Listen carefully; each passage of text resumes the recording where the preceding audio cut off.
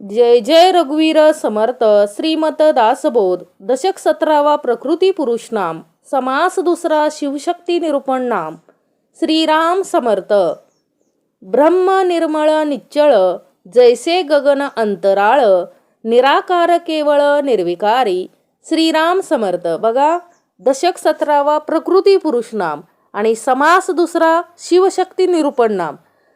म्हणजे निश्चळ ब्रह्मापासूनच काय झाले हो, निश्चळ परब्रह्मापासूनच हा चंचळ आत्मा काय झालेला आहे, निर्माण झालेला आहे. ब्रह्म कसं आहे हो, निर्मळ निश्चळ जैसे गगन अंतराळ निराकार केवळ निर्विकारी. अहो, ते ब्रह्म एवढं निर्मळ आणि निश्चळ आहे. कशासारखं हो, आकाशासारखं. त्याच्यामध्ये कुठलाही मळ नाही आणि ते चळतही नाही. ब्रह्म हे निर्मळ निश्चळ निर्विकार. निर्विकार म्हणजे काय हो, केवळ शुद्ध आणि निराकार आहे ना. त्याला उपमा कोणाचीच देता येत नाही हो. ब्रह्म हे ब्रह्मच आहे. परब्रह्म आपल्याला कळण्यासाठी अखंड समर्थांनी आपल्याला हा 20 दशक 200 समास असणारा दासबोध ग्रंथ आपल्यासाठी लिहून ठेवलाय. अखंड समर्थांनी एवढं या ग्रंथामध्ये लिहून ठेवलेलं आहे. हळूहळू हळू आपल्याला समर्थ देत आहेत, एक एक समास काढून देत आहेत. अहो, या ग्रंथाचा पूर्ण अभ्यास जर एखाद्यानं केला तर जीवनाचं काय झालं व सार्थकच झालं ना. समर्थ म्हटले, हा ग्रंथ कळण्यासाठी कोण पाहिजे हो, हा ग्रंथ कळण्यासाठी ज्यानं लिहिला त्यानं समजून सांगायला पाहिजे ना. तोच समजून सांगायला आलाय. आता ओळख घेता आली पाहिजे. समर्थ म्हटले, काय कळलं असतं परमार्थ आपल्याला, काय नाही परमार्थ कळला. कारण का हो, आपल्याला जर विषय विकारच कळत नसतील, पाहतो आपण डोळ्यानं. संतांना जे कळले, संतांना कळले ना हो, संतांना विषय विकार कळले. का कळले?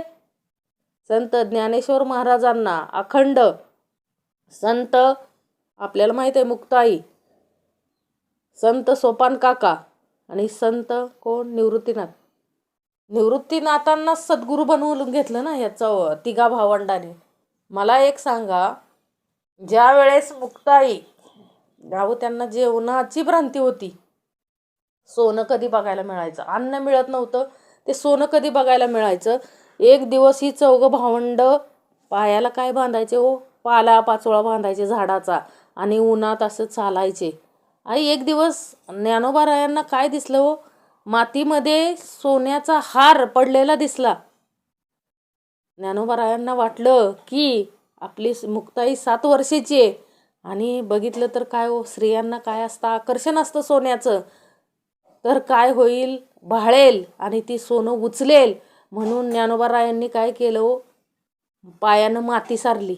त्या हारावरती काय सारली, माती सारली. हे बघितलं कुणी, 7 वर्षाच्या मुक्ताईनं बघितलं. अरे दादा, मातीवर माती काय ढकलतोयस, काय म्हटली हो, मातीवर माती काय ढकलतोयस. म्हणजे सोनं हे त्यांच्या दृष्टीनं काय आहे हो, माती समान. अन्न खायला नव्हतं, परंतु कधीही कोणाची वस्तू घेण्याची काय झाली नाही, इच्छा झाली नाही. केवढं ते वैराग्य, की एवढ्या लहानपणी केवढं ते वैराग्य. अहो, त्यांनी संतांनी जन्माला येऊन आपल्याला दाखवून दिलं की आमच्या एवढं तरी तुम्हाला दुःख नाही कोणाला, आमच्या एवढं तरी दुःख नाही कोणाला, आमच्या एवढं दुःख आम्हीच सहन करू शकू, आमच्याकडे तेवढी पात्रता येते दुःख सहन करण्याची. आणि आम्ही एवढ्या त्यागातून त्रासातून सुद्धा उत्तमाचे कर्म करू शकतो. हे अखंड संतांनी आपल्याला दाखवून दिलं. संतांना किती परीक्षेला सामोरं जावं लागलं. लोकांनी काय सहजासहजी संत म्हणून त्यांना मानलं का हो, नाही मानलेलं. समर्थ म्हटले, अखंड काय करावे लागले हो, परीक्षा द्याव्या लागल्या ना. सगळ्या संतांना परीक्षा द्याव्या लागल्यात. जनाबाईवरती देवाचे दागिने चोरलेल्याचा आळ आला ना हो, सुळावरती दिलं ना तिला, सुळावरती दिलं म्हणजे नेलं सुळावरती. आणि काय आता तिला काय देणार होते हो, मृत्यूदंड देणार होते. कारण का, सगळे देवाचे दागिने तिच्या घरात पडले होते. का पडणार नाही, देवच अखंड तिच्या जवळ होता. लक्षात घ्या. देव भक्तांशिवाय कुठं जातच नव्हतं ना. मग सोनं भक्त साहजिकच देवाचं सोनं कुठं होतं व तिच्याकडेच होतं, तिच्या घरात होतं. आणि ती समजून सांगत होती की हे देवानंच ठेवलंय. परंतु तिला तिच्या शब्दावरती विश्वास कोणी ठेवला का हो?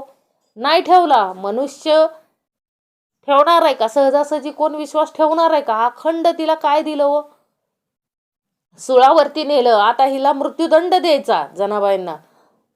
तर त्या सुळाचं देखील काय झालं हो? पाणी झालं. म्हणजे हे सामर्थ्य कुणाकडे आहे? संतांकडे होतं. हे सामर्थ्य कुणाकडे आहे? संतांकडं. मग हे तर कलियुग आहे. समर्थ म्हटले अखंड पदोपदी परीक्षा आहे. पदोपदी परीक्षा आहे. चांगल्या माणसाला जो चांगलं ज्यानं उत्तमाचं चांगलं काम करतोय ते सुद्धा माणसाला बघवत नाही. कारण हे काय आहे? कलियुग आहे. एखाद्याच्या चांगल्या कामात कसा अडथळा येईल ही लोक पाहतात फक्त.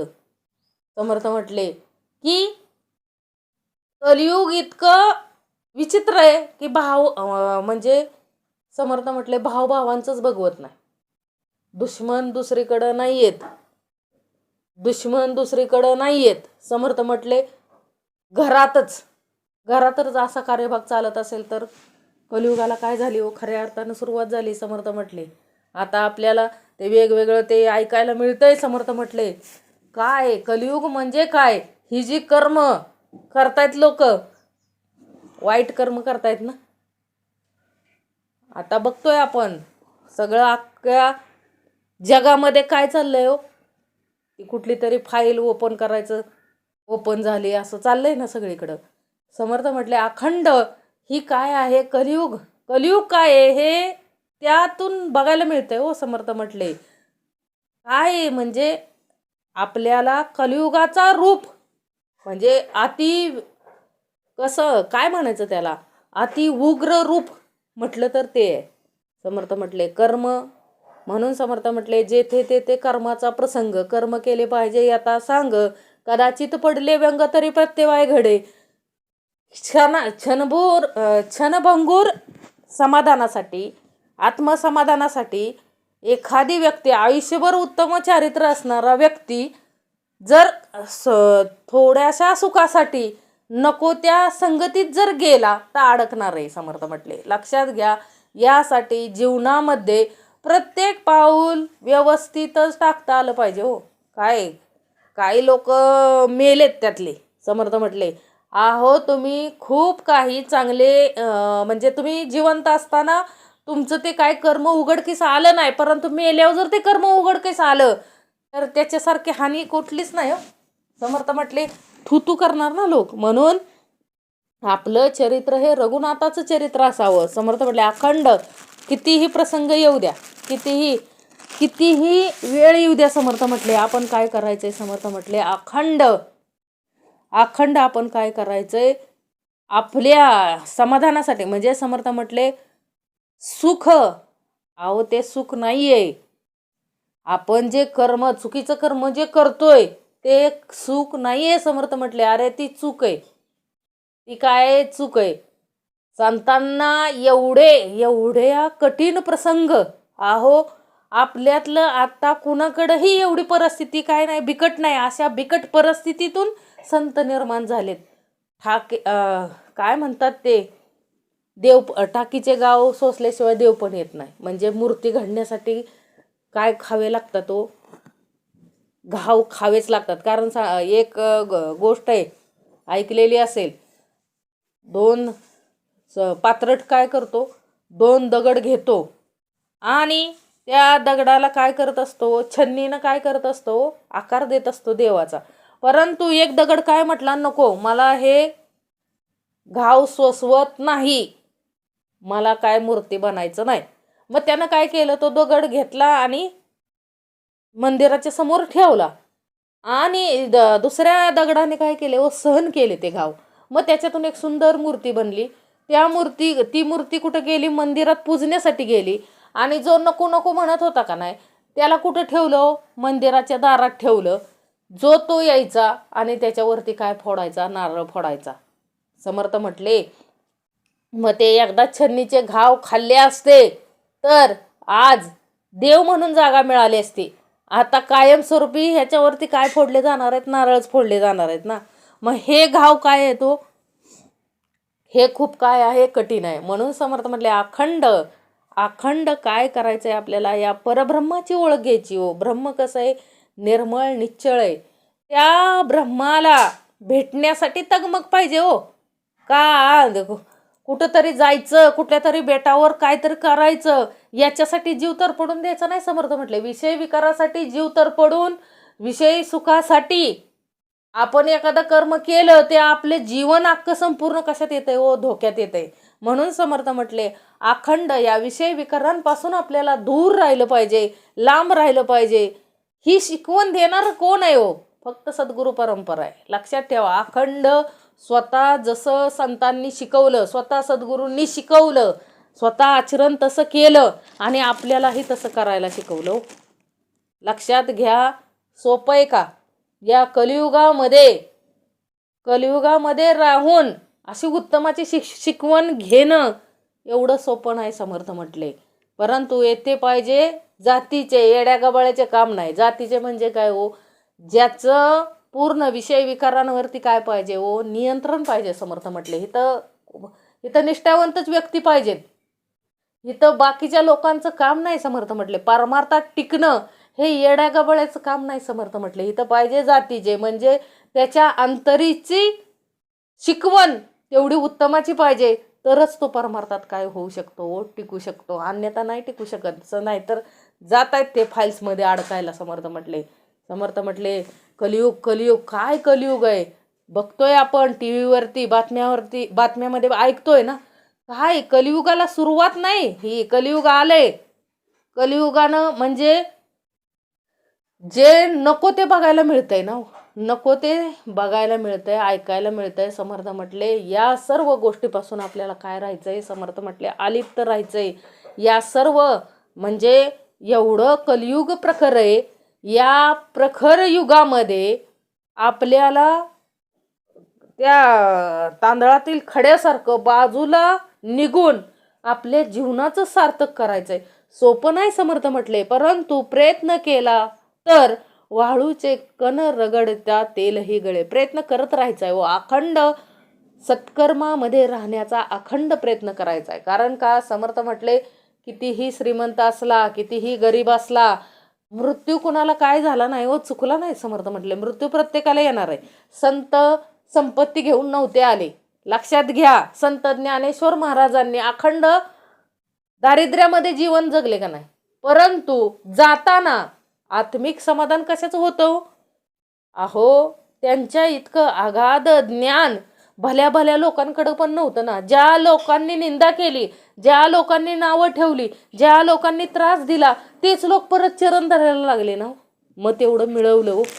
साधन संपत्ती नाही मिळवली. समर्थ म्हटले अखंड परमार्थात राहून ज्ञान मिळवून अखंड काय केलं व स्वतःला उजळवलं ना. उजळून निघाले ना व सगळे. लक्षात घ्या. उजळून निघाले. तसं आपल्याला उजळून निघायचे. समर्थ म्हटले श्रीमंत गरीब देव पाहत नाही. तू गरिबीत जन्मला का श्रीमंतीत जन्मला हे देव पाहत नाही. आपल्याला काय करायचंय हो? आपल्या हातून जेवढं सत्कर्म करता येईल तेवढं सत्कर्म करता आलं पाहिजे.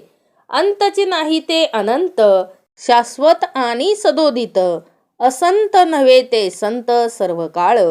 अंतची नाही ते अनंत. अहो त्या परब्रह्माला अंत आहे का हो? नाही. आपण नव्हतो तरी तो आहे आणि आपण ज्यावेळेस नसू त्यावेळेस पण तो असणारच आहे. ह्या विश्वातलं सगळं नष्ट होणार आहे. समर्थ म्हटले जे जे दृष्टीला दिसते ते सगळं नासणार आहे कल्पांत काळी. फक्त उरणार काय आहे हो? तो अनंत. म्हणजे अंतची नाही तो अनंत, शाश्वत आणि सदोदित. कसा आहे हो तो? शाश्वत आहे हो. कारण तो अस्थिर नाही, अशाश्वत नाही. लक्षात घ्या. तो कसा आहे हो? असंत नाही, अस्थिर नाही, अशाश्वत नाही. म्हणून संत असे ते नित्य, शाश्वत व सर्व काळ आहे. लक्षात घ्या. ब्रह्म कसं आहे हो? अनंत आहे, शाश्वत आहे. ते अशाश्वत नाही, असंत नाही. समर्थ म्हटले सर्व काळ ते काय आहे ओ संत. संत म्हणजे कसं हो, निर्मळ निश्चळ शुद्ध सत्वासारखं.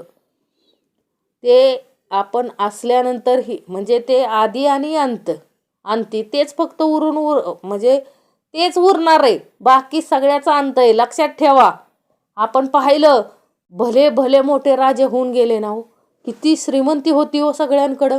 देशामध्ये राजे महाराजे होऊन गेले ना, प्रत्येक देशामध्ये खूप श्रीमंती होती. राहिली का समर्थ म्हटले? तसाच काळ राहिला का हो पुढं? नाही राहत समर्थ म्हटले. कारण का हो, काळ बदलला तशी माणसं बदलतात. माणसं बदलली की वृत्ती बदलते, सगळं बदलतंय समर्थ म्हटले. फक्त जे काय बदलत नाही ते संतांनी केलेली कार्य बदलली का हो? नाही बदलली. ती आपण असू नसू ती सर्व काळ चालतच राहणार आहेत. तशा पद्धतीनं हे कोण आहे हो? अनंत आहे, अनंत. आपण पाहिलं, मला अनंताला भेटायचंय, मला अनंताला भेटायचंय. कशात आहे हो हे? हे आहे सद्गुरु चरित्रामध्ये सांगितलं ना. तो कौंडिल्य ऋषी ना, कौंडिन्य ऋषी त्यांनी काय केलं हो? त्यांची पत्नी ती, त्यांना काय वाटलं की माझ्या तपश्चर्येमुळे मला हे सगळं प्राप्त झालंय. परंतु त्यांच्या पत्नीनं काय केलं हो, अनंताचं व्रत केलेलं स्त्रियांचं. आणि तिथं आई सावत्र आई होती ना हो तिला, सुशिलाला. त्या सावत्र आई होती आणि त्या सावत्र आईने तिला काय दिलं नव्हतं हो, साधा दीक्षे ही जाताना मुलीला काय दिला नाही, सिधा सुद्धा दिला नाही. मग वडिलांनी काय दिलं, त्या आईनं काय केलं हो, दरवाजाच्या पाठीमागं दगड लावून ठेवली, का तर पोरीला काहीतरी द्यावं लागल. मग वडिलांनी स्वयंपाकघरातून काय हो, जो काय कोंडा होता तेवढाच बांधून दिला ना हो तिच्याबरोबर. आणि मग ते दोघंही ऋषीबरोबर लग्न लावून दिलं ना तिचं. आणि मग ते दोघंही चालले होते आणि तिनं पाहिलं की अनंताचं व्रत करतायत महिला. मग ती काय गेली तिथं, तिनंही ते व्रत केलं आणि तिला कोण झाले प्रसन्न, अनंत प्रसन्न झाले. आणि त्या ऋषींना काय वाटलं हो, तिच्या पतीला वाटलं की, आणि तिनं काय केलं हो, त्या व्रताचा दोरा आपल्या हातामध्ये बांधलेला. आणि तिला असं मनोमन वाटत होतं की हे त्यांना काय झालं हो, पुढं सगळं ऐश्वर प्राप्त झालं, राज्य मिळालं, त्यांना खूप ऐश्वर प्राप्त झालं. मग तिला काय वाटलं की हे सर्व सगळं कुणामुळं आहे, अनंतामुळे मिळालंय. म्हणून तिनं त्या पतीला सांगितलं की हे आपल्याला जे ऐश्वर प्राप्त झाले ते सगळं अनंतामुळे प्राप्त झाले. त्यावर त्या ऋषीला काय आला, राग आला. ते म्हटले की हे ऐश्वर तुझ्या ह्याच्यामुळे नाही प्राप्त झालेलं, माझ्या तपश्चर्येमुळे प्राप्त झालंय. म्हणून ते काय करतात हो, तिच्या हातातला अनंत व्रताचा जो दोरा आहे तो घेतात आणि अग्नीत टाकतात. तसं ती काय करते, पळत जाऊन तो दोरा विझवते आणि स्वतःजवळ ठेवते. परंतु त्याच वेळेस काय होतं हो, परकीयांचं आक्रमण होतं आणि मिळालेलं राज्य त्यांचं सगळं काय होतं, शून्य होतं. त्यावेळेस त्या ऋषीला काय होतो, पश्चाताप होतो की खरोखर ह्या अनंतामुळेच आपल्याला हे सगळं प्राप्त झाले आणि आपण जी चूक केली ती आपल्याला काय करावं लागेल, आता निस्तरावी लागेल. म्हणून त्यांनी काय ठरवलं की नाही, मला अनंताला भेटायचं. म्हणून काय करायचे होते, सगळीकडं जाऊन झाडाला मिट्या मारायचे, अनंत मला दाखवा, अनंत कुठे, झाडाला विचारायचे, सरोवराला विचारायचे. त्यावेळेस ते झाडसुद्धा काय म्हटलं होतं त्या ऋषीला की मला एवढी फळं लागलेली आहेत पण कुणी पक्षीसुद्धा माझ्या झाडावर बसत नाही, तर काय करा, मला काय करा, तुम्हाला अनंत भेटला तर काय करा, माझंही दुःख त्याला सांगा. 2 सरोवरं होती पण त्या सरोवरातलं पाणी कुणी पित नव्हतं. त्यावेळेस ऋषीनं विचारलं ना त्या सरोवरांना की का बाबा, आनंद कुठे, अनंत म्हणजे अनंत कुठे. त्यावेळेस ती सरोवरं पण म्हणली ना की तुम्हाला भेटला तर आमचंही सांगा हे दुखणं, की आम्हालाही काय करायचंय, त्याला भेटायचंय, आम्हालाही यातून मुक्त व्हायचंय. म्हणजे समर्थ म्हटले, अरे अनंत हा सर्वश्रेष्ठ आहे ना. अनंत अनंत आनंद अंतची नाही ते अनंत. मग असा आनंद बरेचसे भेटले ना, कौंडिन्य ऋषीला बरेचसे भेटले जाता जाता. आणि मग शेवटी एक वयस्कर व्यक्ती भेटला आणि तो काय म्हटला, चल मी काय दाखवतो तुला, अनंत दाखवतो. आणि तोच काय होता व अनंत होता. लक्षात ठेवा. त्यानं काय घेतलं होतं, म्हाताऱ्याचं रूप घेतलेलं. मग अखंड कौंडिन्य ऋषी काय गेले व शरण गेले. मग त्यावेळेस त्यांना सगळं राज्य वगैरे मिळालं. त्यावेळेस कौंडिन्य ऋषींनी विचारलं ना अनंतांना की काय, ती मी येताना बघितलं की झाडं एवढी फळांनी गच्च भरलेली होती, परंतु कोणीही त्या झाडाची फळं खात नव्हतं. त्यावेळेस देव अनंत काय म्हटले हो कौंडिन्य ऋषींना, अरे ज्या वेळेस ह्याच्याकडं खूप संपत्ती होती, परंतु ह्यानं काय केलं नाही, कधीही गरजूंना मदत केली नाही, कधीही त्या संपत्तीचा चांगल्या कामासाठी वापर केला नाही, नेहमी वाईट कामासाठी काय केला, संपत्तीचा वापर केला. म्हणून आज एवढी फळं लगडलेले आहेत, परंतु त्याच्या फळांना कोणीही हात लावत नाही. मग म्हटले ते सरोवर, अरे ते पण काय होते, पूर्वी 2 जण भाऊ होते. भाऊ असून सगळं उत्तमाचं असून कधीही चांगलं कर्म केलं नाही त्या दोघांनी, कधीही कुणाला दान धर्म केला नाही, कधीही चांगल्या कामासाठी वापर केला नाही धनाचा. त्यांनीही काय केलं हो, अन्याय अत्याचार केला, म्हणून त्यांचं पाणी कुणीही पित नाही. ती 2 सरोवर आहेत. म्हणजे लक्षात घ्या, आपल्याकडं जी संपत्ती आहे, समर्थ म्हटले एखाद्याला वाटेल मी बिलेनियर आहे, मिलेनियर आहे, समर्थ म्हटले अरे कुणामुळं आहे याची जाणीव घे. तुझ्या पैशाचा वापर चांगल्या कामासाठी झाला पाहिजे हो, चांगल्या कामासाठी झाला पाहिजे. नाव निघलं पाहिजे हो, नाव निघलं पाहिजे की ह्या व्यक्तीनं काय केलं, चांगल्या कामासाठी स्वतःच्या पैशाचा वापर केला. नाहीतर कशासाठी केला, बेटावर जाऊन मौज मजा करण्यासाठी जर पैशाचा वापर केला असेल तर हे काय आहे, समर्थ म्हटले चुकीचं आहे. कर्म काय आहे, समर्थ म्हटले चुकीचं आहे. म्हणून चांगल्या कामासाठी वापर करता आला पाहिजे, तरच देव काय करतो, सगळं देतो. नाहीतर क्षणार्धात काढून घेण्याचं सामर्थ्य देखील त्याच्याकडंच आहे. लक्षात ठेवा, कारण आपण पाहिलंय शून्य व्हायला जास्त वेळ लागत नाही, मोठं व्हायला वेळ लागतो समर्थ म्हटले, पण शून्य व्हायला वेळ लागत नाही. म्हणून समर्थ म्हटले विश्वास हा कर्मावरती असला पाहिजे, कर्म केले पाहिजे. यथा सांग कदाचित पडले व्यंग तरी प्रत्यवाय घडे. आहो चांगल्यालाच परीक्षा द्यावी लागते. समर्थ म्हटले आम्हाला बरेच जण विचारतात ना की बाबा काय हो, तुम्ही एवढं देवाचं करता, तुम्ही एवढं उपासना करता, बैठकीला जाता, तरी तुम्हाला एवढं संकट का आहेत, असं. त्यावर उत्तर आपलं काय पाहिजे हो, आहो संकटांना सामोरे जाण्याचं सामर्थ्य आमच्याकडं आमच्या बापानं दिलेलं आहे. म्हणून प्रत्येक संकटाला आम्ही काय करू म्हणजे म्हणून आमच्यावरती संकट येत आहेत. कारण ती संकट आपण म्हणतो ना, संकट कोणाकडेही जात नाहीत, ज्याची पात्रता आहे त्याला सांभाळायची त्याच्याकडे जातात. म्हणून समर्थ म्हटले अखंड बापानं कितीही म्हणजे केवढाही मोठा प्रसंग आला तरी आपल्याला काही वाटत नाही. का वाटत नाही हो, कारण आपल्या अंतरी सामर्थ्य तेवढं दिलेलं आहे, अंतरी तेवढं सामर्थ्य दिलेलं आहे, भरभरून सामर्थ्य दिलेलं आहे. म्हणून कोणताही प्रसंग आला तरी आपल्याला काय हो, आपण त्या प्रत्येक प्रसंगातून प्रत्येक संकटातून आपण काय निघतो, बाहेर निघतो. गॅरंटी मालकाची हो, प्रत्येक संकट देणाराही तोच आहे आणि सही सलामत त्या संकटातून बाहेर काढणाराही तोच आहे. लक्षात ठेवा. म्हणून उतू नये मातू नये घेतला वसा टाकू नये, ऐकलेलं आहे ना आपण. म्हणजे समर्थ म्हटले परमार्थात देखील उतू नये मातू नये घेतला वसा टाकू नये. म्हणजे काय दिले परमार्थात जे सद्गुरूंनी दिलेलं आहे ती सगळी बंधनं आपल्याला पाळता आली पाहिजेत. कारण का हो, विषय विकारांच्या नादाला लागलो की काय होतं, तोंड काळं झालं की कुणालाही दाखवायची इच्छा होत नाही ना. म्हणून समर्थ म्हटले तोंड काळ करायला जायचंच नाही हो, वाईट कर्म करायला जायचंच नाही. कशाला तोंड काळं होतंय, अखंड स्वच्छ म्हणजे पांढरं शुभ्र जर आपलं कर्म असेल तर आपण जरी गेलो उद्या, समजा आपण मेलो तरी समर्थ म्हटले काय होणार आहे हो, सगळे नाव काढणार आहेत ना. म्हणून शुभ्र कर्म करता आलं पाहिजे हो. जर आपण कुठलं वाईट कर्म केलंच नाही तर आपल्यावर कोणी बोट उचलणारच नाही.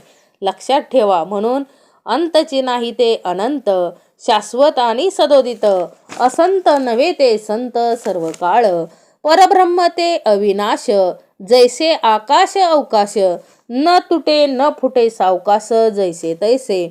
परब्रह्म कसं आहे हो, अविनाश, त्याचा नाश कधी होत नाही. सगळ्या विश्वाचा नाश होईल पण त्या अनंताचा परब्रह्माचा नाश कधीही होत नाही. परब्रह्म कसं आहे? अविनाशी. आकाश आणि अवकाश ह्याप्रमाणेच ते काय होत नाही व तुटत नाही, फुटत नाही. ते स्वस्थपणाने जसेच्या तसेच आहे. लक्षात ठेवा. म्हणजे ते काय आहे हो? परब्रह्म कसं आहे? अविनाशी आहे. ते ज्ञान ना अज्ञान, ते स्मरण ना विस्मरण, तेथे अखंड निर्गुण निरावलंबी. काय सांगितलंय हो? तेथे ज्ञान ना अज्ञान. तिथं काय नाहीये? समर्थ म्हटले ज्ञान नाही किंवा अज्ञानही नाही. तिथं स्मरण नाही किंवा विस्मरणही नाही. ते निरावलंबी म्हणजे त्याला कोणाचाही आश्रय नाही. त्याला कोणाच्या आश्रयाची गरज आहे का हो? अजिबात नाही. त्याला कोणाच्या मदतीचीही गरज नाही. ते कसं आहे? ते स्वयंभू आहे. ते अखंड आहे. आणि ते कसं आहे हो? निर्गुण आहे.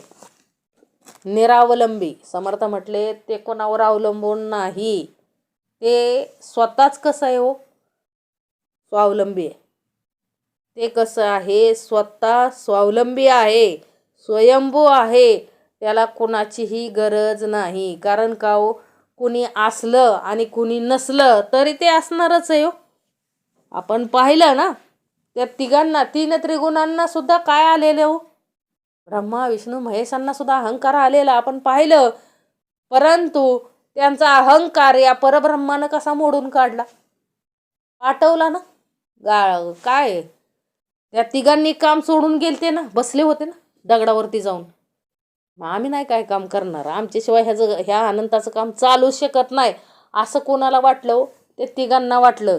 आम्ही नाही काय काम केलं तर कोण करणार आहे? कोणच करू शकत नाही म्हणून बसले ना तिघे जाऊन.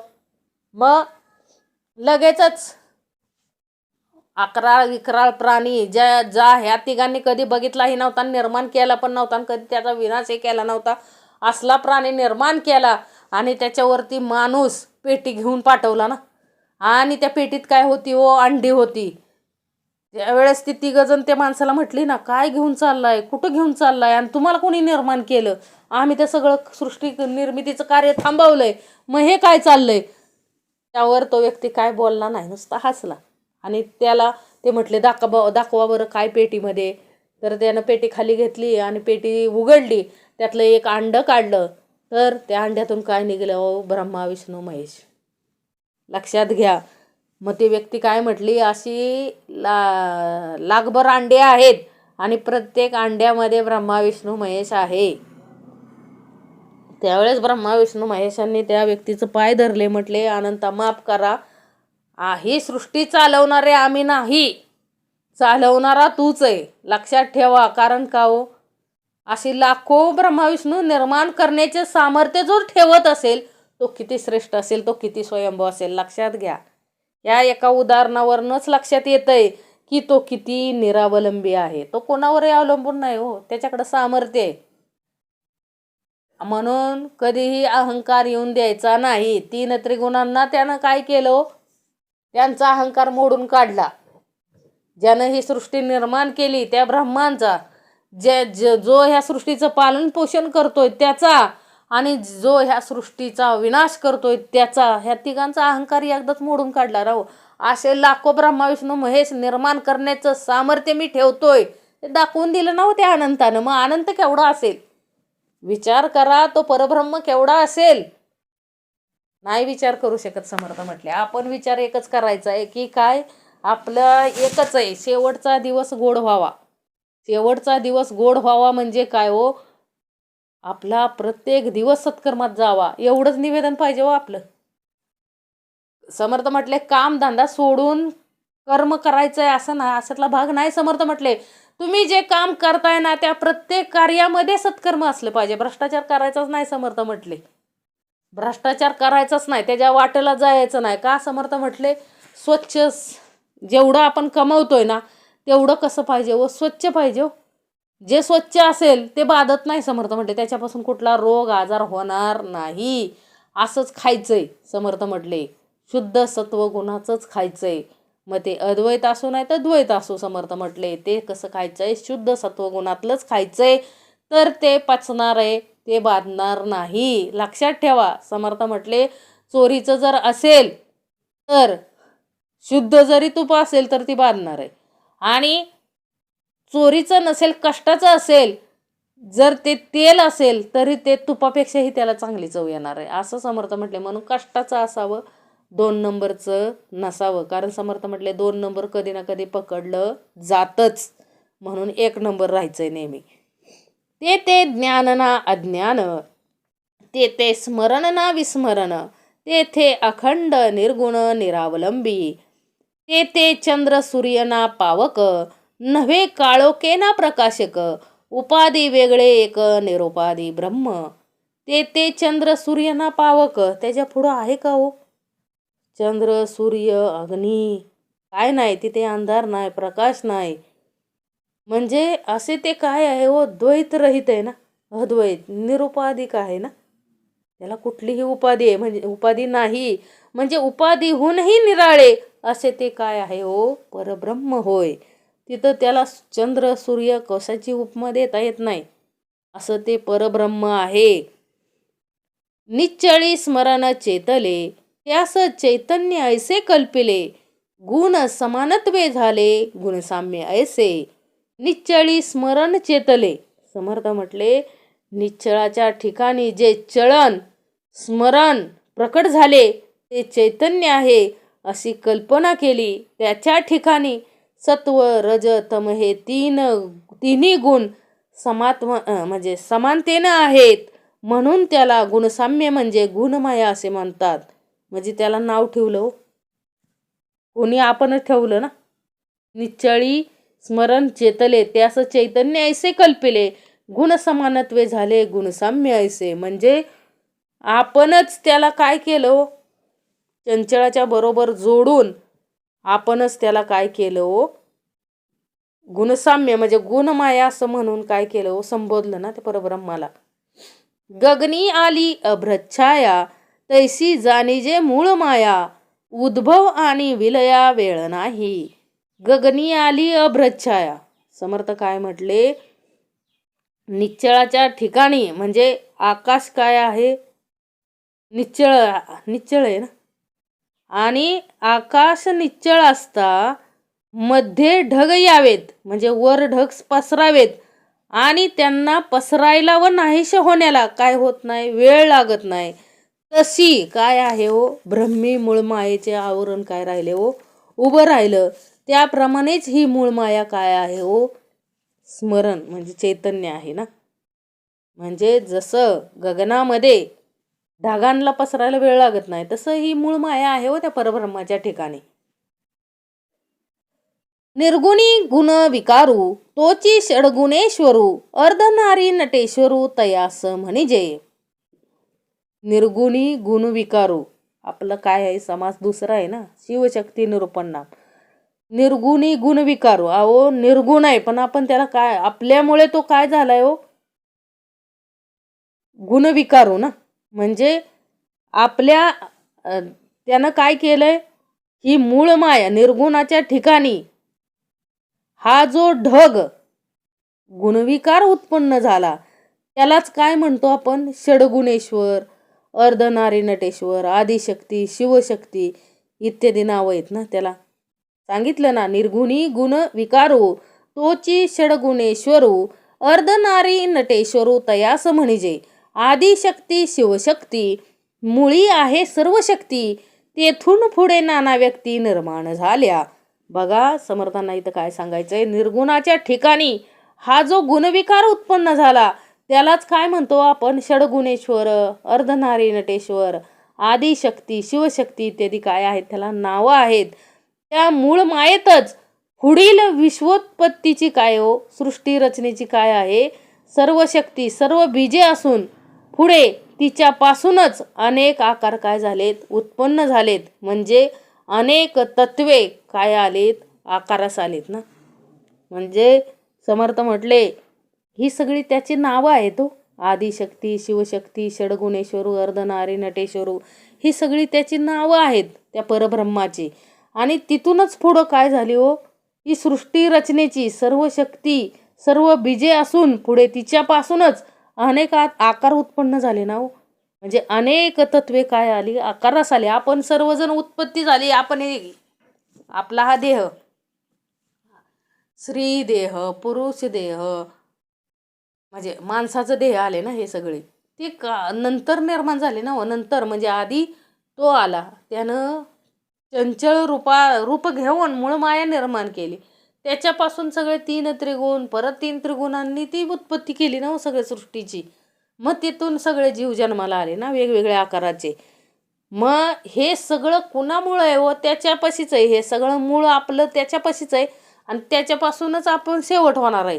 म्हणून लक्षात घ्यायचं, आपण जन्माला आलोय ना त्याची ओळख घ्यायची आपल्याला. समर्थ म्हटले त्याची ओळख घेऊन आपल्याला त्याच्यामध्ये विलीन व्हायचंय व समर्थ म्हटले. म्हणजे शेवटी जन्माचं सार्थक कशामध्ये आहे हो? समर्थ म्हटले आपल्या जन्माचं खरं सार्थक कधी आहे? समर्थ म्हटले ज्यानं जन्माला घातले त्याची ओळख घ्यायची. म्हणजे आपली निर्मिती कोणापासून झाली हे सगळं ज्ञान घ्यायचंय. विषय विकारांवरती विजय मिळवायचा आहे. मग अवघड आहे. समर्थ म्हटले संतांचं कार्य बघायचं खूप अवघड आहे. एवढ्या समाजात राहून काय राहायचंय हो? समाजापेक्षा वेगळं राहायचंय. आणि शेवटी समर्थ म्हटले ज्यानं ही निर्माण केलंय त्या मुळाकडं, म्हणजे त्या अनंतामध्ये आपल्याला विलीन व्हायचंय ना हो. अनंतामध्ये आपल्याला एकरूप व्हायचंय. जर आपण त्या परब्रह्मामध्ये अनंतामध्ये आपण एकरूप झालो तर आपल्या जन्माचं काय आहे हो? सार्थक आहे. हो आताच निवेदन ठेवायचं हो. समर्था शेवटच्या क्षणापर्यंत काय पाहिजे आपल्याकडं जाणीव पाहिजे हो, की मला निर्माण करणारा माझा परब्रह्म आहे आणि मला त्या परब्रह्माकडेच जायचंय शेवटी. एवढीच अंतरी काय पाहिजे, आपल्या अंतरी निवेदन पाहिजे, तळमळ पाहिजे. तर आपल्या जन्माचं काय होणार आहे हो? सार्थक होणार आहे. तेथून पुढे शुद्ध सत्व, रजतमाचे गुढत्व, तयास म्हणजे महतत्व गुणक्षोभिनी. तिथूनच पुढं काय झालं व निर्माण झाले ना शुद्ध सत्व, सत्व, रज, तम ही निर्माण झाले ना.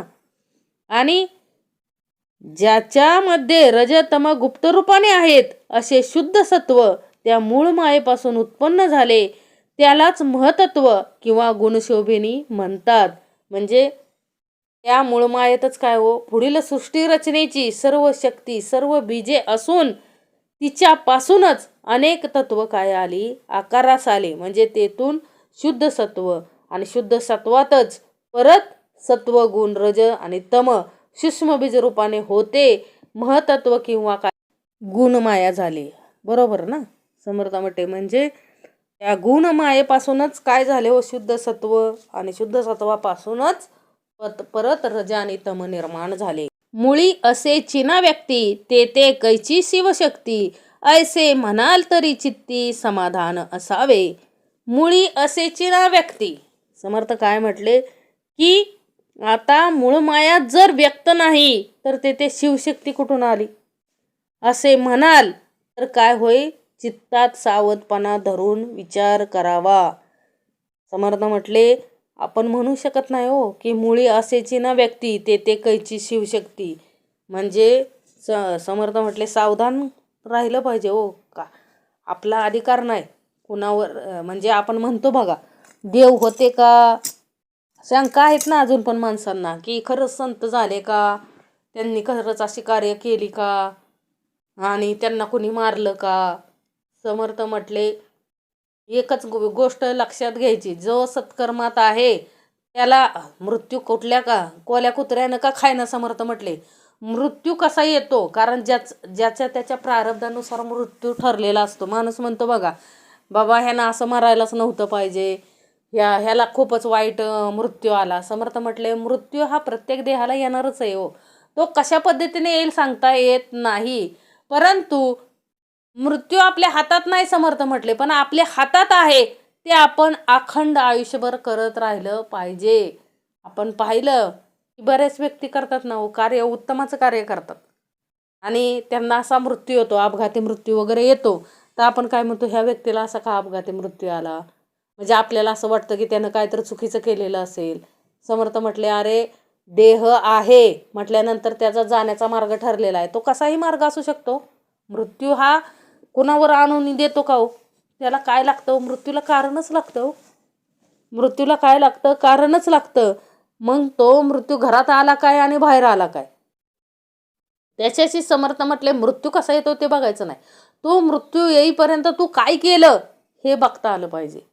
आपण काय कर्म केली ही बघता आली पाहिजेत, किंवा त्या व्यक्तीनं काय कर्म केली ती आपल्याला बघता आली पाहिजेत. म्हणून समर्थ म्हटले कुणावर शंका घेणं या बाबतीत आपण काय असावं, सावधान असावं. समर्थ म्हटले की आपण म्हणू शकत नाही गुणमायाचं आपल्याला माहीत नाही तर शिवशक्ती कुठनं निर्माण झाली, आपण ही विचार करू शकत नाही.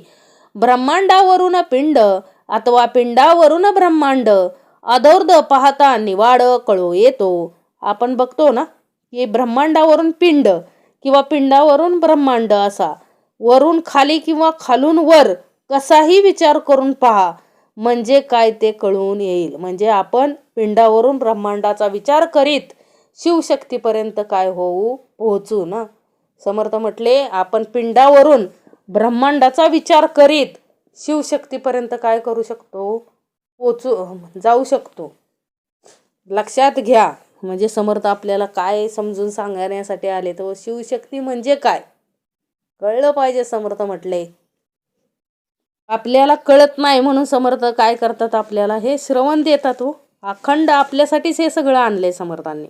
म्हणून ब्रह्मांडावरून पिंडाची रचना आपण पाहतो आणि पिंडावरून ब्रह्मांड असा सारासार विचार केला तर आपल्याला कळून येते अन्यथा काय कळून येणार आहे. बीज फोडून आणले म्हणा ते फळतो दिसेना, वाढत वाढत पुढे नाना फळे येते. बीज फोडून आणले म्हणा. समर्थ म्हटले एखादं म्हणजे आपण एखादं बीज फोडून पाहिलं तर त्यात फळ काय दिसत नाही ना. बीजात फळ असतं का आंब्याची कोय घेतली, कोय फोडून पाहिली तर त्यात आंबा दिसेल का? समर्थ म्हटले नाही. परंतु तीच कोय जर आपण जमिनीत रोवली तर त्या जमिनीतून त्यातून काय होतं, बीज वाढत जाऊन वृक्ष झाला म्हणजे आंब्याचं झाड निर्माण होतं ना त्या कोईपासून, आणि मग त्याला काय लागतात फळं लागतात. म्हणजे समर्थांना काय म्हणायचंय की ती फळे येण्यासाठी ते बीज कुठं लावावं लागतं, आपल्याला जमिनीमध्ये लागावं लागतं. बीज फोडून आपल्याला ती फळं दिसणार नाहीत. समर्थ म्हटले तर ते बीज कुठं लावावं लागेल, सुपीक जमिनीत लावावं लागेल. ते बी खडकावर ठेवून उपयोगाचं नाही. नुसतं तुम्ही खडकावर ठेवलं आणि वाट बघत बसला की कधी झाड उगवेल आणि कधी ह्याला फळं लागतील. समर्थ म्हटले नाही. त्याच्यासाठी काय करावं लागेल तुम्हाला, त्या प्रक्रिया आपल्याला माहिती आहे. ती कोई कुठं लावावं लागेल जमिनीत लावावी लागेल आणि त्याला पाणी द्यावं लागेल, त्याची निगा राखावी लागेल. मग त्यातून त्या बीजामधून काय येणार आहे कोंब बाहेर येणार, परत त्याचं झाड होणार, झाड हळूहळू मोठं होणार आणि नंतर त्याला काय येणार फळे येणार. म्हणजे एवढं सोपं आहे का कुठल्या गोष्टीचं नाही आहे. समर्थ म्हटले फळं खायचेत तर झाडं लावायला शिका. समर्थ म्हटले आणि स्वार्थ नसला पाहिजे बघा आपल्या पूर्वजांनी, जी माणसं ज्यांना आपल्या 7 पिढ्यांनी आंबे खावेत असं वाटत होतं अशा लोकांनी बघा झाडं लावून ठेवलेत. काय केलंय, झाडं लावून ठेवलेत. कुठली संपत्ती मिळो अगर न मिळो, परंतु झाडांपासून मिळणारी फळं तर मिळतच राहणार आहेत ना. मग माझ्या कितीतरी पिढ्या ही फळं चाकतील असा विचार करून त्या पूर्वजांनी काय केलं वृक्ष लागवड करून ठेवली. असे बरेचसे उदाहरण आहेत आपल्यात सुद्धा पाहायला मिळतंय की काय पूर्वजांनी काय केलेत, झाडं लावून ठेवलेत आणि त्याची फळं 5वी 6वी पिढी आता सध्या खाते. मग समर्थ म्हटले असं आपल्याला काय करता आलं पाहिजे, कुठली संपत्ती मुलं टिकवतील का नाही टिकवतील आपल्याला माहीत नाही, परंतु ही वृक्षासारखी संपत्ती अखंड बघा त्याची फळं काय होणार आहे पिढ्यानं पिढ्या चाकत राहणार आहे. म्हणून वृक्ष लागवड करता आली पाहिजे. समर्थ म्हटले फळांची लागवड म्हणजे तुम्ही लागवड केली, आपल्याला नाही खायला फळ मिळालं तरी आपले कोण खाणार आहेत वंशच खाणार आहेत. आपले नाव घेतील ना, अरे माझ्या बाबांनी लावलेलं, ह्या बाबांनी लावलेलं, 5व्या पिढीतल्या बाबांनी हे. म्हणजे एक पिढी दुसऱ्या पिढीला सांगत असते, काय सांगत असते हे झाड कुणी लावलंय, लक्षात ठेवा.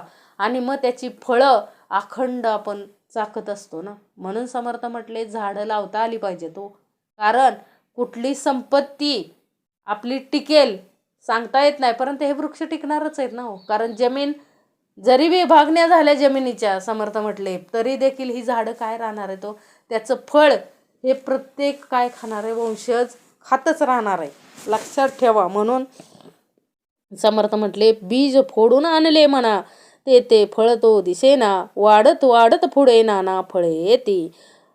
फळ फोडिता बीज दिसे, बीज फोडिता फळ नसे, तैसा विचार असे पिंड ब्रह्मांडी. बघा आता आपण बघितलं, बीज फोडून पाहिलं तर त्यात फळ दिसत नाही, परंतु फळ जर फोडलं, त्या झाडाला आलेलं फळ जर फोडलं तर त्यामध्ये काय आहे, बीज दिसतंय, परंतु बीज फोडिता फळ नाही. तसा विचार पिंड ब्रह्मांडामध्ये, लक्षात ठेवा. तसा विचार काय आहे, समर्थ म्हटले पिंड ब्रह्मांडामध्ये आहे. म्हणजे त्यातील फळ फोडून पाहिलं, समर्थ म्हटले झाडाला आलेलं फळ फोडून पाहिलं तर त्यात बीज दिसते, पण बीज फोडून पाहिलं तर त्यात काय फळ दिसत नाही. हाच प्रकार पिंड ब्रह्मांडातला आहे. असाच पिंड ब्रह्मांडाचा समर्थ म्हटले काय करावा, विचार करावा. नर नारी दोन्ही भेद, पिंडी दिसती प्रसिद्ध, मुळी नसता विशद होती कल कैसी. समर्थ काय म्हटले, नर नारी दोन्ही भेद, म्हणजे समर्थांना इथं काय सांगायचंय, नर नारी दोन्ही भेद, पिंडी दिसती प्रसिद्ध, मुळी नसता विशद होतील कैसी. म्हणजे स्त्री व पुरुष हे दोन भेद पिंडात दिसतात, हे प्रसिद्धच आहे ना सगळीकडं. स्त्री आणि पुरुष हे काय आहेत, दोन भेद आहेत.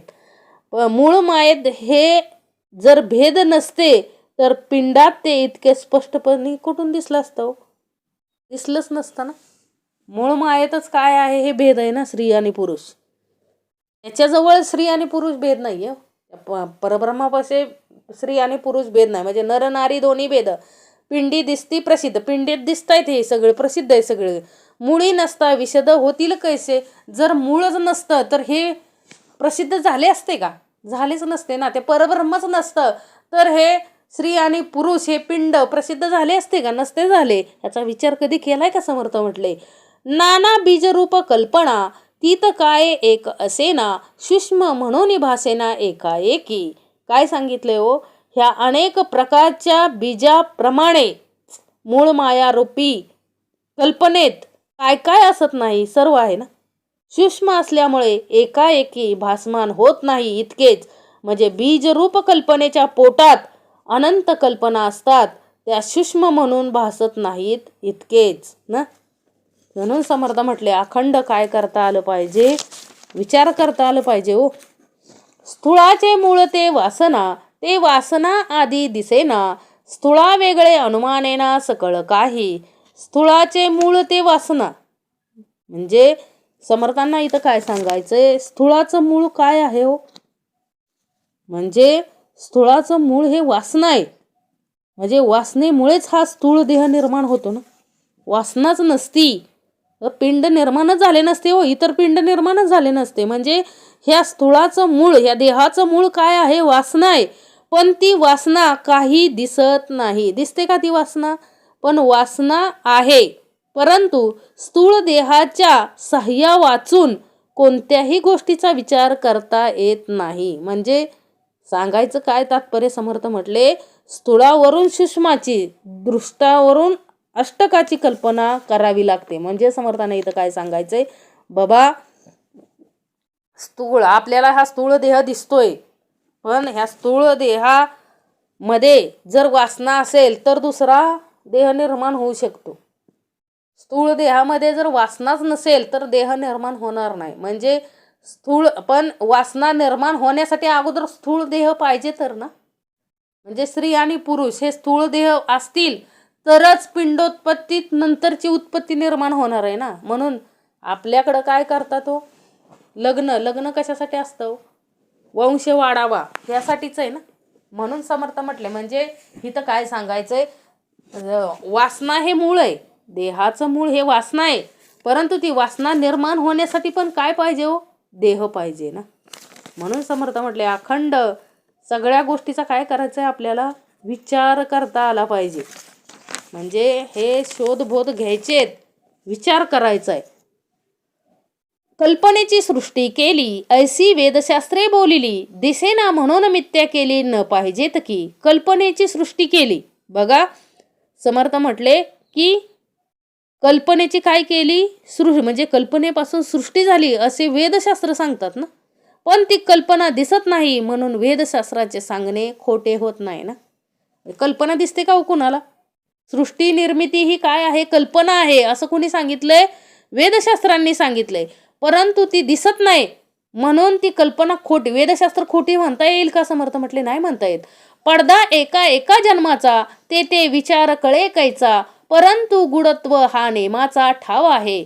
पडदा एका एका जन्माचा, समर्थ म्हटले एक एक जन्म हा एक एक पडदा आहे. म्हणजे असे अनेक पडदे आपण व म्हणजे ब्रह्मामध्ये असल्याने ब्रह्मस्वरूपाचा मुळाचा विचार आपणास कसा उमजणार? म्हणजे आपणास मुळाचा विचार कळत नाही, आपल्याला मुळच माहीत नाही तर इतरांचा काय विचार करणार आहे आपण? परंतु रहस्य गुप्त असायचे हा नेमच आहे. पण निश्चित रहस्य अशीच गूढ असतात ती विवेकाशिवाय समजत नाहीत. म्हणजे लक्षात घ्या, पडदा एका एका जन्माचा, ते विचार कळे कैचा, परंतु गुढत हा नेमाचा ठाव आहे. समर्थ म्हटले आपल्याला परब्रह्म कळण्यासाठी आपल्याला मनुष्य देहच पाहिजे हो. इतर देहामध्ये जन्म म्हणजे कुत्र्याच्या जन्माला गेलो, गाईच्या जन्माला गेलो, कुठं डुकराच्या जन्माला गेलो तर काय कळणार आहे? समर्थ म्हटले 84 लक्ष जीव योनीत जर भरकटत बसला तर परब्रह्म कळणार आहे का हो? मग असे अनेक जन्म गेले तरी पडदे म्हणजे पडदा एका एका जन्माचा, म्हणजे आपल्यात त्या परब्रह्मात हे 84 पडदे पडले ना. 84 लक्ष जीव योनीचं काय पडलं आपल्यात? पडदा पडला. मग आपल्याला कसं कळणार आहे ते परब्रह्म? एवढे पडदे निर्माण झाल्यावर आपल्या दृष्टीतून कसे कळणार आहे ते परब्रह्म? मग ते परब्रह्म हे काय आहे? गुप्तच आहे. गुप्त राहणे हा त्याचा स्वभावच आहे. परंतु त्याला शोधणं हे मनुष्याचा स्वभाव आहे. समर्थ म्हटले मग मनुष्यानं शोधता आलं पाहिजे हो. नाना पुरुषांचे जीव, नाना स्त्रियांचे जीव, एकची परी देह स्वभाव वेगळा आले. नाना पुरुषांचे जीव, समर्थांना इथं काय सांगायचंय? जीव पुरुषाचा असोत किंवा स्त्रियांचे असोत ते एकच आहेत ना. पण देह स्वभाव मात्र काय आहेत तो भिन्न भिन्न आहेत. म्हणजे स्त्री आणि पुरुष यांचं देह स्वभाव काय आहेत? वेगवेगळे आहेत. परंतु समर्थ म्हटले जीव हा सर्वांचा समानच आहे ना. मग स्त्रीचा गेला काय आणि पुरुषाचा गेला काय तरी समानच आहे हो. इथं भेदाभेद करून उपयोगाचं नाहीये. नवरीस नवरी न लगे, ऐसा भेद दिसो लागे, पिंडावरून उमगे ब्रह्मांड बीज. नवरीस नवरी न लगे, अहो लग्न करण्यासाठी 2 नवऱ्यातनी लग्न होत नाही समर्थ म्हटले. म्हणजे 2 स्त्रियांमध्ये लग्न होऊ शकत नाही. म्हणजे नवरीला नवरी सोबत लग्न करून चालत नाही समर्थ म्हटले. तिथं नवराच पाहिजे हो. म्हणजे आणि हाच प्रकार आपल्याला पिंडामध्ये, हा पिंडात नियम दिसतो ना. ह्यावरून ब्रह्मांडाचे बीज जे मूळ माया तिच्या स्थितीचा उमज पडे. म्हणजे ह्यावरून ब्रह्मांड बीज जी मूळ माया तिचा विचार करा. समर्थ म्हटले की आपण ह्याच्यावरूनच काय केला पाहिजे हो? त्या मूळ मायेचा विचार केला पाहिजे. कारण का हो? मूळ माया म्हणजे शिवशक्ती म्हणतो. म्हणजे शिवाशिवाय शक्ती नाही, शक्तीशिवाय शिव नाही, प्रकृतीशिवाय पुरुष नाही, पुरुषाशिवाय प्रकृती नाही. कारण हे दोघांना जसं लग्नासाठी नवरा नवरी लागते, नुसतं 2 जण नवरदेव जरी असले तरी लग्न होऊ शकत नाही. समर्थ म्हटले 2 नवरे असले तरी, म्हणजे जी सृष्टी उत्पत्तीची आजकाल ते तुम्ही म्हणाल की आजकाल फॅड आले. समर्थ म्हटले काय करतील लोक सांगता येत नाही. पण त्यातून संतती निर्माण होणार आहे का हो? सृष्टीची निर्मिती होणार आहे का? लग्न काय कुणीही करू शकते, कुणाच्यात बी करू शकते. परंतु समर्थ म्हटले जे उत्पत्ती निर्माण करणार आहे ती उत्पत्ती निर्माण करण्यासाठी 2 विरोधाभासच पाहिजेत ना, स्त्री आणि पुरुषच पाहिजे. म्हणून समर्थ म्हटले की नवरीस नवरी न लगे, ऐसा भेद दिसो लागे, पिंडावरून उमगे ब्रह्मांड बीज. आपल्याला पिंडावरून काय होणार आहे हो? ब्रह्मांडाची रचना आपल्याला कळली पाहिजे. नवरीचे मन नवऱ्यावरी, नवऱ्याचे मन नवरीवरी, ऐसी वासनेची परी मुळी होऊन पाहावी. बघा, नवरीचे मन नवऱ्यावरी म्हणजे समर्थाने इथं काय सांगायचंय? नवरीचे मन नवऱ्यावर आणि नवऱ्याचे मन कोणावर असतं? नवरीवर. असा वासनेचा भिन्न प्रकार कुठं दिसतो? पिंडात दिसतो. अशी पिंडात भिन्न वासना दिसते, तिचा पत्ता मूळ मायेत लावा हो. समर्थ म्हटले तिची बरोबरी कशाशी करायची? मूळ मायेशी करायची. म्हणजे जोडायचं, त्याचा शोध मूळ मायेत केला की आपल्याला सगळं कळतं. वासनामुळीची अभेद देह संबंधे झाला भेद, तुटता देहाचा संबंध भेद गेला. वासनामुळीची काय आहे हो? अभेद आहे. म्हणजे वासना तत्वता काय आहे? अभिन्न आहे. पण स्त्री पुरुष देह संबंधाने काय दिसतो? भेद होतो. देहाचा संबंध सुटला की काय झाला हो? भेद गेला. म्हणजे वासना तत्वता कशी आहे? अभिन्न आहे. पण स्त्री पुरुष देह संबंधाने काय होतो? भेद होतो. आणि देहाचा संबंध सुटला की भेद काय झाला? समर्थ म्हटले गेला. नर नारीचे बीज कारण शिवशक्तीमध्ये जाण, देह धरिता प्रमाण कळू आले.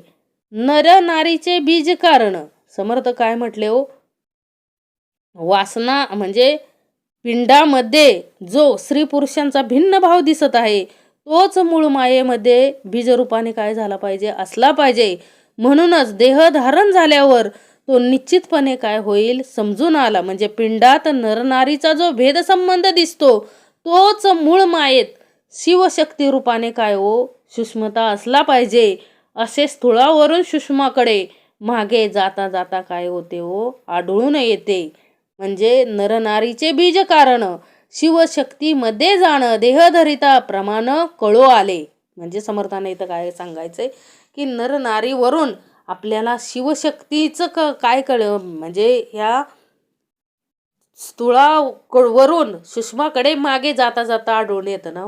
म्हणजे मूळ मायेत शिवशक्ती रूपाने सूक्ष्मता असले पाहिजे. म्हणजे पिंडात नरनारीचा जो भेदसंबंध दिसतो तोच मूळ मायेत शिवशक्ती रूपाने काय सूक्ष्मता असला पाहिजे. म्हणजे सूक्ष्मता दिसतोच ना. म्हणून समर्थ म्हटले की नरनारी म्हणजे बीज कारण म्हणजे पुढं उत्पत्ती होण्यासाठी स्त्री आणि पुरुष लागतो. तसं ह्या ब्रह्मांडाच्या निर्मितीसाठी शिवशक्ती काय लागणारच. हे साहजिकच आहे. नाना प्रीतीच्या वासना एकाचे एकास कळेना, तीक्ष्ण दृष्टीने अनुमाना काहीसे येते. नाना प्रीतीच्या वासना समर्थ म्हटले की प्रीतीच्या सूक्ष्म वासना अनेक असतात हो. आणि त्या एकाच्या एकास कळून येत नाहीत. बारकाईने विचार केला म्हणजे काहीसे ध्यानात येते. लक्षात ठेवा, प्रीतीच्या सूक्ष्म वासना आहेत. समर्थ म्हटले कुणाच्या मनात काय चाललंय सांगता येते का हो? कुणाच्या मनात काय चाललंय सूक्ष्म रूपाने? कसं माणूस समोर दिसतोय परंतु त्याच्या मनात काय आहे हे आपल्याला माहित आहे का? समर्थ म्हटले नाहीये. त्यामुळं समर्थ म्हटले काय की जो पिंडामध्ये जो स्त्री पुरुषांचा भिन्न भाव दिसत आहे तोच मूळ मायेत बीज रूपाने काय असला पाहिजे. म्हणूनच देह धारण झाल्यावर तो निश्चितपणे काय होतो? समजून येतो ना. म्हणून समर्थ म्हटले प्रीतीच्या सूक्ष्म वासना देखील काय आहेत? तो अनेक आहेत ना. प्रेम आपण पाहतोय, प्रेमाचे अनेक प्रकार आहेत हो. आध्यात्मिक प्रेम वेगळं, देह वासनेतलं प्रेम वेगळं. समर्थ म्हटले वासनेतलं प्रेम हे काय आहे हो? ज्याचं त्यानं ठरवायचं की आपली प्रीती कसली. प्रीतीचे प्रकार अनेक आहे. समर्थ म्हटले अहो देवास जयाची अत्यंत प्रीती. म्हणजे देवाला कोण आवडतं? देवाला सर्वात जास्त कोण आवडतो? त्याचा धागा त्याच्या अंतःकरणाशी जर जोडलेला असेल त्या परमेश्वराच्या तर देवाला त्या व्यक्ती जास्त आवडतात हो. समर्थ म्हटले की संतांना कवटाळून बसायचे ना विठ्ठल. ऐकलंय ना? का तर तेवढी त्यांच्यात काय होती हो? देवाला प्रेम प्रीतीने बांधावे. तेवढी प्रीती प्रेम त्यात वासना आहे का हो? नाही आहे. समर्थ वासना कशात आहे हो? ही आपली जी प्रीती आहे समर्थ म्हटले ती काय आहे? समर्थ म्हटले वासना आहे. म्हणून ते काय लगेच कळत नाही हो. वासना हे म्हणजे इथं काय समर्थांना सांगायचंय की जे प्रीतीच्या सूक्ष्म वासना अनेक आहेत त्या एकाच्या एकास काय होत नाही. एकाच्या एकाला म्हणजे माझ्या मनात काय वासना आहे आणि समोरच्यात काय वासना हे कळून येते का हो? अजिबात कळत नाही. परंतु चेहऱ्यावर बारकाईने विचार केला तर काय होतं हो? समजून येतं. बाळकास वाढवी जननी हे तो नव्हे पुरुषाचेनी, उपाधी वाढे जयेचेनी ते हे वनिता. बघा, बाळकास वाढवी जननी. लहान बाळाचा सांभाळ कोण करू शकते हो? आईच करू शकते ना. म्हणजे बाळाला आई वाढवते ते काम पुरुषाकडून होणार नाही. लहानपणी बाळाला कोण वाढवते? आईच वाढवते. ते काम पुरुषाकडून होणार नाही. जिच्या योगाने उपाधी वाढते अशी ही स्त्री आहे. म्हणजे सारी उपाधी वाढते कुणामुळं हो? स्त्रीमुळंच ना. म्हणजे समर्थाने इथं काय सांगायचंय की बाळकास वाढवी जननी हे तो नव्हे पुरुषाचे नी, उपाधी वाढे जयचे नी ते हे वनिता. म्हणजे मूळ कोण आहे हो? ती स्त्रीच आहे ना. जन्माला कोण घालते त्या बाळाला? स्त्रीच घालते. आणि त्याचं पालन पोषण कोण कोण करते हो? लहानपणी त्याला सांभाळते कोण? अहो तिच्या मनात आलं तर तिनं काय केलं असतं हो? काजळ घालताना डोळ्यात काय केलं असतं हो? नख रवलं असतं ना. म्हणजे तिच्या हातात किती होतं, परंतु ती काय करते हो? म्हणजे कुठलाही पुरुष श्रेष्ठ ज्यावेळेस घडतो ती सगळी उपाधी कोणामुळं आहे हो? त्या आईमुळे ना. लक्षात ठेवा. म्हणजे बाळाला आई वाढवते. ते काम पुरुषाकडून होणार नाही. जिच्या योगाने उपाधी वाढते अशी ही स्त्री आहे हो. सारी उपाधी वाढते ती कुणामुळे हो? स्त्रीमुळेच वाढते. हे समर्थांना सांगायचंय. वीट नाही कंटाळा नाही, आलस्य नाही त्रास नाही, इतकी माया कोटेच नाही माते वेगळी. वीट नाही कंटाळा नाही. म्हणजे समर्थांना इथं काय सांगायचंय? बाळाला सांभाळताना वीट नाही, कंटाळा नाही, आळस नाही, त्रास नाही. आईशिवाय इतकी माया कुठेच सापडणार नाही. ममता अत्यंत हे आई वाचून काय होणार नाही. समर्थ म्हटले कोणाच्याही हातून होणार नाही हो. त्याला किती सांभाळते हो आई लहानपणी. मोठं होईपर्यंत आई काय करत असते? त्या बाळाला सांभाळत असते. वीट नाही कंटाळा नाही, आलस्या कधी आळस येत नाही हो. त्रास नाही, इतकी माया कोठीची नाही माते वेगळी.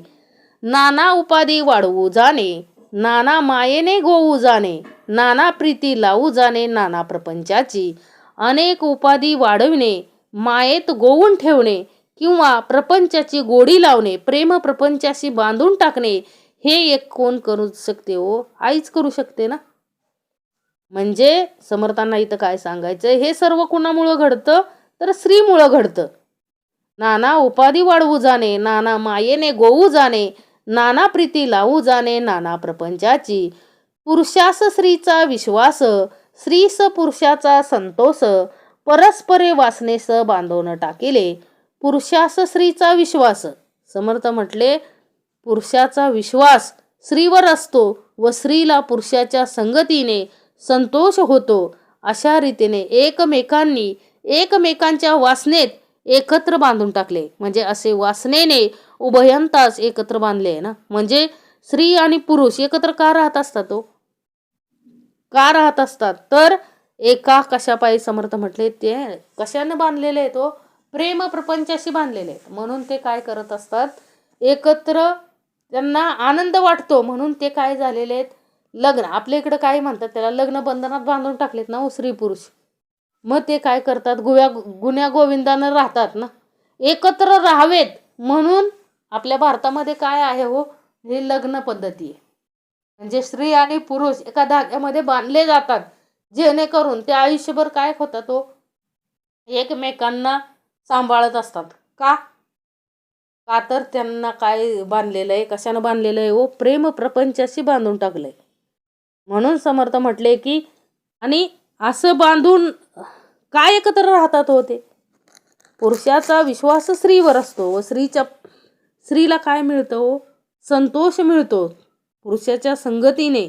अशा रीतीने एकमेकाच्या वासनेत एकत्र काय केलेलं आहे? बांधून टाकलेलं आहे. अन्यथा एकत्र राहिलेच नसते ना. समर्थ म्हटले राहू शकत नाहीत. पुरुषास स्त्रीचा विश्वास, स्त्रीस पुरुषाचा संतोष, परस्परे वासनेस बांधवून टाकिले. ईश्वरे मोठे सूत्र केले, मनुष्य मात्र गुंतवून राहिले. लोभाचे गुंडाळे केले उगवेना ऐसे. बघा, ईश्वरे मोठे सूत्र केले. समर्थ म्हटले ईश्वरानंच हे सूत्र निर्माण केले हो, स्त्री आणि पुरुष. परंतु पुढं काय समर्थ म्हणतात बघा, ईश्वरानं मोठं सूत्र केलंय आणि सोडवायला कठीण अशा लोभाच्या जाळ्यात मनुष्य मात्राला गुंतवून टाकलं आहे. सुटतोय का माणूस या? समर्थ म्हटले ईश्वरानंच हे सूत्र निर्माण केलंय हो, प्रेम प्रीतीचं, हे वासनेचं. प्रेम प्रपंचात बांधून ठेवण्याचं सूत्र ईश्वरानंच निर्माण केलंय. परंतु ईश्वरालाच काय केलं, माणसानं गोंधळात टाकलंय. का का तर माणूस काय झालाय हो त्यात. हे जे सूत्र आहे ते सोडवायला कठीण, म्हणजे सोडवूच शकत नाही. अशा सूत्रामध्ये असं सूत्र त्या परमेश्वरानं निर्माण केलंय ना हो. आणि मनुष्य मात्राला काय केलंय, गोंधळात टाकलंय ना. कारण ईश्वरे मोठे सूत्र केले, मनुष्य मात्र गुंतून राहिले. ईश्वरानं हे सूत्र निर्माण केलं आणि मनुष्य सगळे माणसं ह्यात अडकून राहिलेत ना हो. या प्रेम प्रीतीच्या प्रपंचामध्ये, संसारामध्ये सगळे अडकून राहिलेले आहेत. आणि लोभाचे गुंडाळे केले उगवेना ऐसे. सगळं लोभानं काय केलंय हो, गुंडळून ठेवलंय सगळ्या माणसाला. त्यातून मनुष्य बाहेर यायलाच मागना ना. कारण समर्थ म्हटले, एवढा संसारात माणूस गुंतलेला आहे की बघा, एखादी स्त्री झोपलेली जरी असेल, संध्याकाळचं बघा सगळं काम आवरून झोपली आणि तिला जर आठवलं की उद्या भाजीला काय नाही, बाई ताट दिसणं उठते आणि लगेच काहीतरी काय करते ओ, भिजायला टाकते. समर्थ म्हटले, केवढी प्रपंचाची आवड. परंतु असं कधी झालंय का की काय नाही, आज उपासना राहिली, आज देवाची पूजा राहिली म्हणून पाठ दिसणं उठली आणि देवाची पूजा करत बसली. समर्थ म्हटले, नाही हो, एवढा लोभ तिथं नाही दाखवत. एवढा लोभ त्या परमेश्वराविषयी नाही दाखवत, प्रपंचाविषयी लोभ आहे. आणि हे सूत्र त्या ईश्वरानंच निर्माण केले आणि माणसं सगळी त्या सूत्रात काय झाले तो, हे सूत्र कुणी सोडवू शकत नाही त्याच्याशिवाय. कारण हे सूत्र कुणाचं आहे, त्याचंच आहे, त्यानंच निर्माण केले. परंतु मनुष्य मात्र ह्यात काय झालाय, सोडवायला तयार नाही ना, त्यातून बाहेरच पडायला तयार नाही त्या सूत्रातून. म्हणून समर्थ म्हटले, ते सूत्र ज्यानं निर्माण केले तो सोडवू शकतो, अन्य व्यक्ती सोडवू शकत नाही. ईश्वरे मोठे सूत्र केले, मनुष्य मात्र गुंतून राहिले. लोभाचे गुंडाळे केले उगवेना ऐसे. ऐसी परस्परे आवडी, स्त्री पुरुषांची महागोडी. हे मुळी होऊन चालली रोकडी, विवेके पहावी. काय सांगितलं हो, ऐसी परस्परे आवडी. समर्थ म्हटले की स्त्री पुरुषांमध्ये एकमेकाविषयी असे पराकाष्ठेचे प्रेम असते. ते मूळ मायेपासूनच काय झाले हो, चालत आलंय ना. याचा प्रत्यक्ष अनुभव विचाराने घ्यावा. म्हणजे समर्थांना काय सांगायचंय, स्त्री पुरुषांची ही परस्पर गोडी मुळातच मूळ मायेपासूनच चालत आली आहे ना. याचा प्रत्यक्ष अनुभव पाहावा. कारण का हो, आपण बघतो जसं आपण द्वैत भागात म्हणजे प्रपंचामध्ये स्त्री आणि पुरुष एकनिष्ठेने राहतो ना, म्हणजे एवढं गुंतून संसारात जातो की कुणाची आठवण सुद्धा आपल्याला होत नाही. तसंच स्त्री ह्या देहामध्ये जो पुरुष आहे आणि ह्या देह सगळा पसारा विसरून गेलेत ना हो. दोघं गोडी गुलाबीने राहतायत. लक्षात घ्या, कोण, हा देह आणि देहामधील अंतरीचा अंतरात्मा. शेवटच्या क्षण जरी आला तर आपल्या अंतरी कार्य करणारा कोण आहे ह्याची जाणीव मात्र त्या देहाला होत नाही हो. हे दुःख आहे समर्थ म्हटले. कारण जाणीव झाली पाहिजे की राहू शकत नाहीत हो हे देह आणि म्हणजे प्रकृती पुरुष एकामेकाशिवाय राहू शकत नाही, जगू शकत नाहीत. लक्षात ठेवा. का, कारण देह आहे म्हणून पुरुषाची ओळख घेता येते. पुरुष जर नसेल तर देह असला काय नसला काय फरक पडत नाही. कारण आपण बघतो की देहामधील काय निघून जातो, देह तर समोरच आहे. परंतु देहा रडतं कोणासाठी माणूस हो, त्या अंतरीच्या पुरुषासाठी रडत असतं. कारण स्त्री समोरच झोपलेली असते. स्त्री म्हणजे देह समोरच ठेवलेला असतो. पण निघून कोण गेलेला असतो, तो अंतरीचा अंतरात्मा निघून गेलेला असतो. म्हणून समर्थ म्हटले, अंतरीचा अंतरात्मा निघून गेला की या देहाला किंमत शून्य आहे. देह राहू शकत नाही हो. देहाला राहू शकत नाही म्हणजे देहाला कोण ठेवतच नाही. कितीही प्रेमाचा असू द्या, कितीही प्रीतीचा असू द्या. समर्थ म्हटले, देहामधून एकदा पुरुष निघून गेला, अंतरीचा अंतरात्मा निघून गेला की त्याला कुणीही ठेवत नाही. लगे म्हणतात उचला भीतील, पोरं घाबरतील, घरातील मंडळी 2-3 तास सुद्धा त्या व्यक्तीला काय होऊ शकत नाही, ठेवू शकत नाहीत. म्हणजे समर्थ म्हटले महत्व कुठपर्यंत आहे देहाला, तो अंतरी पुरुष कार्याला आहे तोपर्यंतच. ऐसी परस्परे आवडी स्त्री पुरुषांची महागोडी, हे मुळीहून चालली रोकडी विवेके पाहावी. ऐसी परस्परे आवडी, समर्थ म्हटले स्त्री पुरुषांमध्ये एकमेकाविषयी काय आहे हो, परस्पर गोडी ही मूळ मायेतच असल्यापासून आहे. हे विवेकानं पाहता आलं पाहिजे. विवेक पाहिजे हो प्रत्येक गोष्टीत, विचार केला पाहिजे. समर्थ म्हटले विवेकानं विचार केला पाहिजे तर कळणार आहे हो. विवेकानं विचार जर नाही केला तर काय नाही कळणार. म्हणून विवेकानं विचार करता आला पाहिजे. मुळी सूक्ष्म निर्माण झाले, पुढे स्पष्ट दिसून आले, उत्पत्तीचे कार्य चाले उभयंता करिता. मुळी सूक्ष्म निर्माण झाले. समर्थ काय म्हटले की स्त्री पुरुषांमध्ये म्हणजे मूळ मायेमध्ये शिवशक्ती रूपाने जो सूक्ष्म रूपाने भेद झाला, तोच पुढे सृष्टीमध्ये व्यक्त रूपाने दिसत असून सृष्टीच्या उत्पत्तीचे कार्य दोघांमुळे चालत आहे. लक्षात ठेवा. म्हणजे मूळ मायेमध्ये शिवशक्ती रूपाने जो सूक्ष्म रूपाने भेद झाला, तोच पुढे सृष्टीमध्ये व्यक्त रूपाने काय हो दिसत असून सृष्टीच्या उत्पत्तीचे कार्य कुणामुळे चालत आहे हो, दोघांमुळे चालत आहे. सृष्टीच्या उत्पत्तीचे कार्य कोणामुळे चालत आहे, मूळ माया आणि शिवशक्ती. लक्षात घ्या. म्हणजे इथं काय सांगितलंय, मुळी सूक्ष्म निर्माण झाले, पुढे स्पष्ट दिसून आले, उत्पत्तीचे कार्य चाले उभयंता करिता. मुळी शिवशक्ती खरे, पुढे झाली वधूवरे, 84 लक्ष विस्तारली जे.